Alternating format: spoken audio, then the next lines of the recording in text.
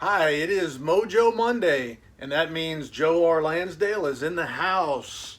In fact, I've been sitting on this box, actually not sitting on it, although I would do much more damage to that. I've been sitting on this box for a few days just because I haven't gotten around to doing such a video. But it's an exciting one for me, an exciting one for Joe R. Lansdale fans, for Nat Love fans, and it's the new Nat Love release. I guess it would be a novella or a short novel. I'm not sure which one. Called Radiant Apples from Subterranean Press.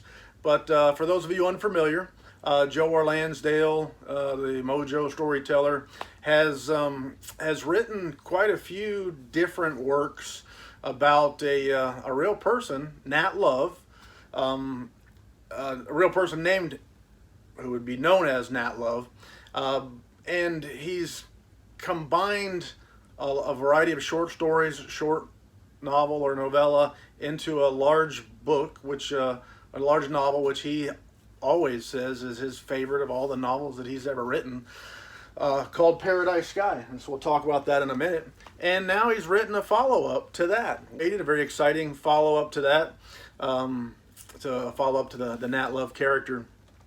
But anyway, Nat Love, I said, is a real character, although he's featured in dime novels, and his exploits, probably like most of them, are greatly exaggerated. So where does fact end and fiction begin is kind of hard to tell.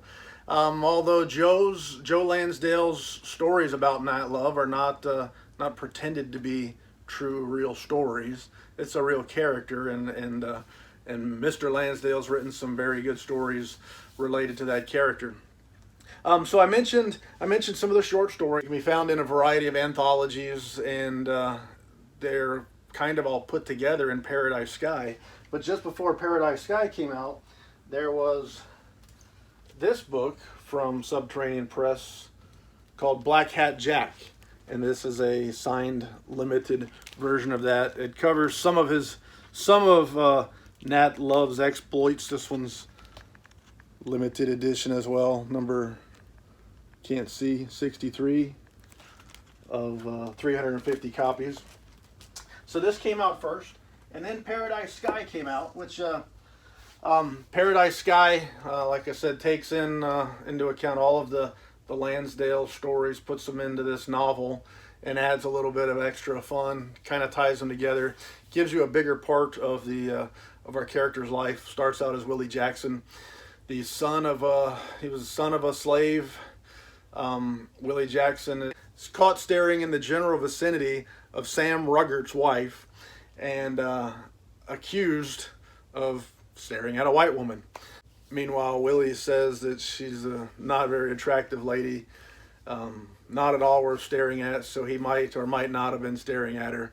But anyway, Sam Ruggart doesn't accept it. He wants blood. He wants to hang Willie Jackson, lights out after him.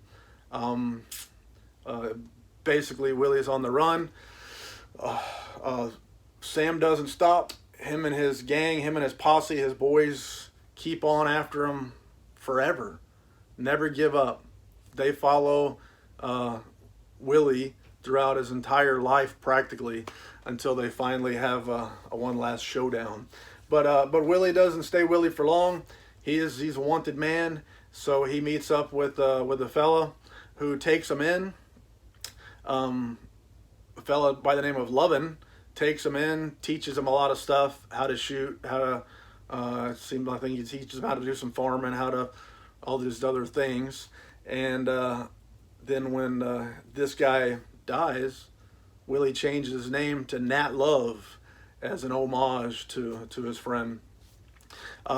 Goes on many adventures, from soldiering to hunting buffalo to gunfighting, and then I think he was even a marshal, I think, if I remember right. And then finally ends up going off after the bad guys who have taken his wife, to rescue her, to get revenge, make sure this ends. And that's kind of the end of that story. But Paradise Sky was a phenomenal book. If I got any of the details wrong, I'm sorry. It's been a little while since I read it. But a phenomenal book. We meet some great characters along the way, including Wild Bill Hickok, as becomes friends with our character Nat Love. And like I said, Joe Lansdale, just about every time he's doing an interview, he'll mention Paradise Sky as the favorite book he's ever written. It first came out in a trade hardcover from Mulholland Books. Here you go. This one would be the first print trade hardcover version. You can see our number lines in there. And I believe, I hope, this one is signed. I've always thought it, yes it is, signed, not on the perfect page, but on a good page, nonetheless. This one's signed, and probably everybody's favorite version of this book, and why wouldn't it be, was SST Publications. It's a United Kingdom publisher. They're signed in limited edition. And right off the bat, you see this one has a dust jacket that's blank. It's just a piece of artwork. And let me take it off real quick and show you a couple of neat things about this book. So our dust jacket is a great big full-size picture, which is neat. Now, something I tried to hide from you just now, if you haven't seen it, once you remove the dust jacket, this one, I guess they call this library binding, where the boards have pictures on it, and it's got some awesome looking artwork on the boards itself. Paradise Sky does.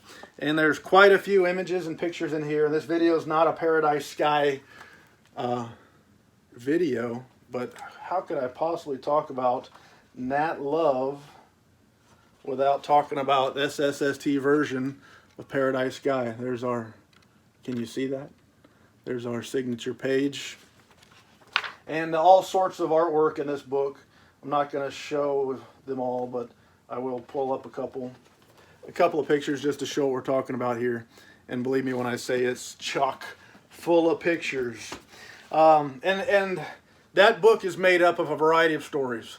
In fact, one of them off the top of my head was called Subterranean, and they're built into that novel. So it goes in pretty much from the beginning of Nat Love's story up until later in his life, where he's more of a middle-aged man, I think, if I recall correctly. But moving on here, now we're going to unbox the book that's in the box that we came to talk about here. This one, it comes from Subterranean Press. I may have told you before, but one of my favorite publishers. They make really nice stuff, and they make a lot of stuff too, which means I've got a lot of Subterranean books, from Subterranean Press books, from a lot of different authors on my shelves. My book was packaged again by H. H hooked me up on the last one I got from Sub Press. Thank you, H. And looks like H took care of me. We got some of these white cheese puffs in here. Good for snacking. They taste funny. They don't have a lot of flavor anymore like they used to. So I'll have to write a letter on that. All right. Wrapped in a bubble wrapped envelope, and if I can ever get to it, I'll get this mug opened up and see what she looks like. Sticky, very sticky. Sticky glue holds my stuff together. The invoice, paid, sweet. I don't owe nobody nothing now. All right, one last step, get it out of the plastic little envelope and see what we got here. So I guess you would call this novella. It's not huge. There's our dust jacket artwork. Radiant Apples. And Radiant Apples essentially picks up late in our character Nat Love's life. His gunfighting days, his soldiering days, all that stuff's behind him.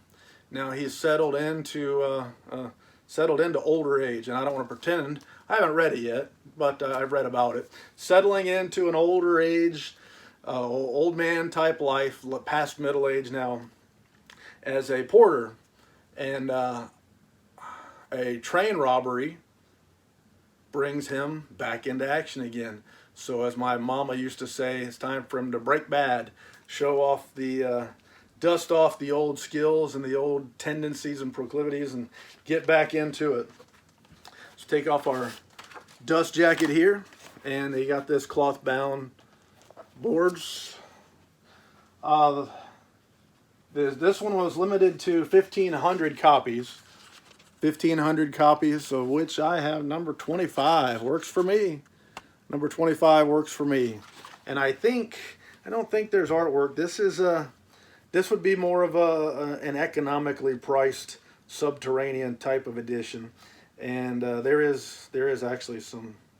I just passed a picture, but I'll never find it again. You pass it once, shame on me. You pass it twice, I'll never find it again. Something like that. Ain't that the saying? But there's an image I stumbled upon. Our good friend Deadwood Dick. Later in his life, or later in his in the Paradise Sky book, he became known as Deadwood Dick, a sharpshooter, a gunfighter, bad to the bone, all that kind of stuff. And I always loved the description of his hair under his hat. I could just picture this big head of hair with a hat stuffed down on top of it and all the hair sticking out. I always liked that idea. So that's our book. That's Radiant Apples from Subterranean Press. Happy Mucho Monday. Some of you folks got this book already, and actually I did too. But if you like it, hook me up. Like and as the kids say, like and subscribe. Otherwise, and that's all the lies I can think of to tell. Happy days, good book. Can't wait to get into it. One more thing, always one more thing. I got an email today, and after I got the book in, an email today saying that I get a free ebook, which is title I forgot, but it's an ebook about Leonard Pine from the Happen Leonard series. So I went ahead and secured the rights to that, or whatever you secure when you get an ebook for free. And I have to get me a device to download it on and read that one too. So a little bit of an extra freebie, which if I ever knew it was coming, I forgot all about it. But as they say in France, c'est la vie, baby. I'm out.